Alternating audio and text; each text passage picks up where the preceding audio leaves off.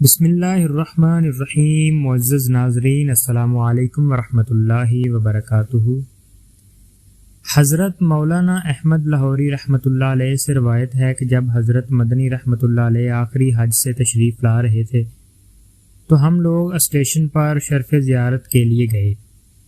حضرت کے متصلین میں سے ایک صاحبزادہ محمد عارف جو کہ ضلع جھنگ سے تعلق رکھتے تھے، دیوبند تک ساتھ گئے۔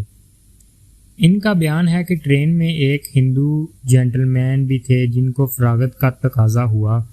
وہ رفع حاجت کے لیے بیت الخلاء میں گئے اور الٹے پاؤں بادل نخواستہ واپس ہوئے۔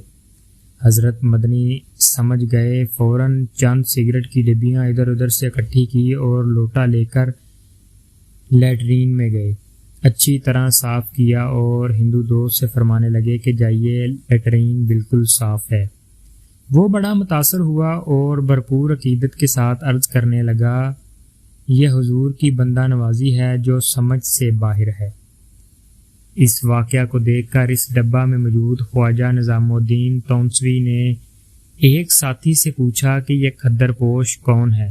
جواب ملا، یہ مولانا حسین احمد مدنی ہے۔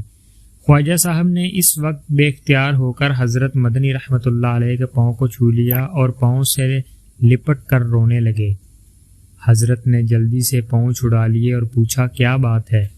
تو خواجہ صاحب نے کہا، سیاسی اختلافات کی وجہ سے میں نے آپ کے خلاف بہت فتوے دیے اور برا بھلا کہا۔ اگر آج آپ کے اس اعلیٰ کردار کو دیکھ کر تائب نہ ہوتا تو شاید سیدھا جہنم میں جاتا۔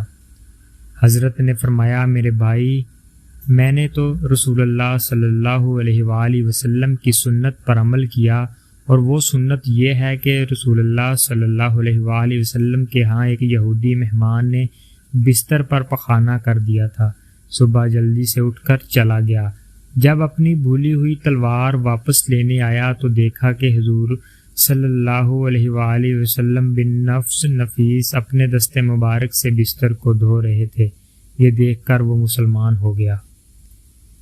اللہ پاک آپ کو اور ہمیں انسانیت کی خدمت کرنے کی توفیق عطا فرمائے، سنت نبوی صلی اللہ علیہ وآلہ وسلم پر عمل کرنے کی توفیق عطا فرمائے۔ وما علینا الا البلاغ المبین۔ شکریہ۔